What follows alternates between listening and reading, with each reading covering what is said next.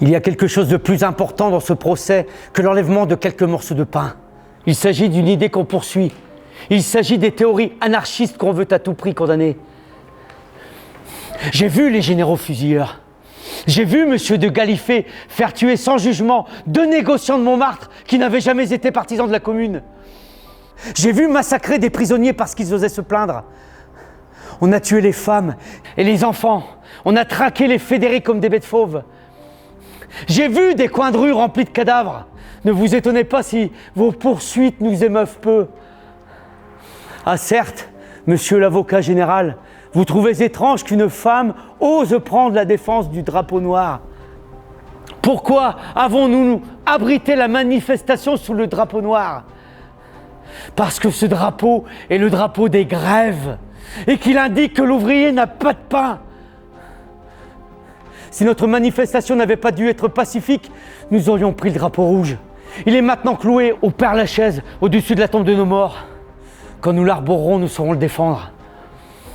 Nous n'avons pas fait appel à l'internationale morte parce qu'on a pu en réunir les tronçons et parce que l'internationale est un pouvoir occulte et qu'il est temps que le peuple se montre au grand jour.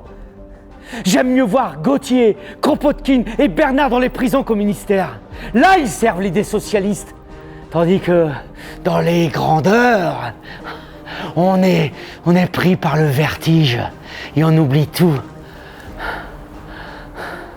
Quant à moi, ce qui me console, c'est que je vois au-dessus de vous, au-dessus des tribunaux, se lever l'aurore de la liberté et de l'égalité humaine.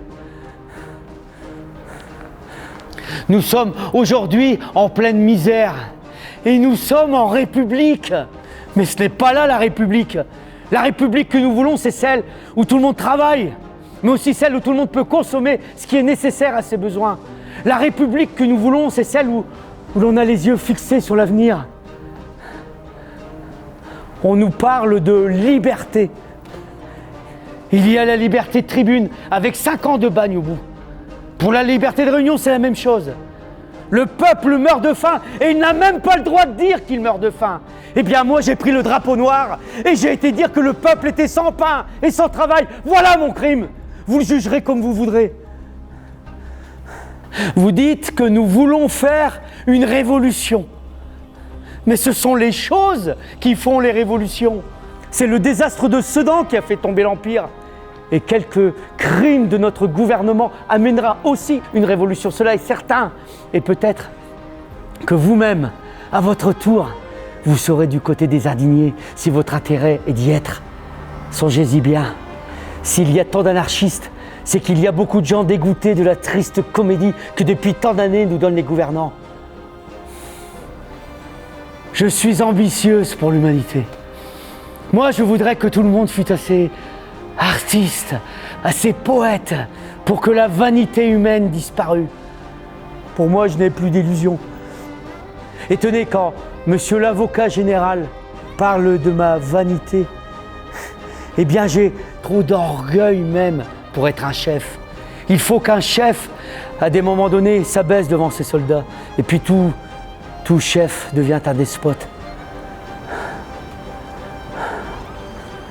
Je ne veux pas discuter l'accusation de pillage que l'on me reproche, cela est trop ridicule. Mais si vous voulez me punir, je commets tous les jours des délits de presse, de parole. Eh bien poursuivez-moi pour ces délits. En somme, le peuple n'a ni pain, ni travail, et nous n'aurons en perspective que la guerre. Mais nous voulons la paix de l'humanité par l'union des peuples. Voilà les crimes que nous avons commis. Chacun cherche sa route, nous cherchons la nôtre.